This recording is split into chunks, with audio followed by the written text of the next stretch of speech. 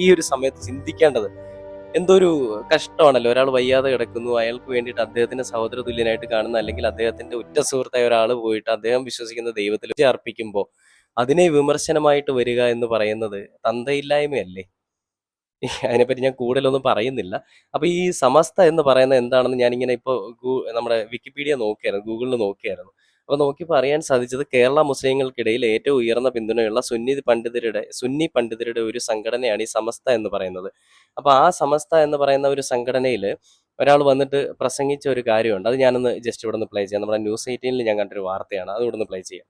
ിൽ മമ്മൂട്ടിക്ക് വേണ്ടി മോഹൻലാൽ വഴിപാട് നടത്തിയത് ഒരു വശത്ത് വലിയ വിവാദമായി മാറുമ്പോൾ അങ്ങനെ വഴിപാട് നടത്തിയത് മമ്മൂട്ടിയുടെ നിർദ്ദേശപ്രകാരമെങ്കിൽ അത് തെറ്റാണെന്ന് സമസ്ത നേതാവ് നാസർ ഫൈസി കൂടത്തായി.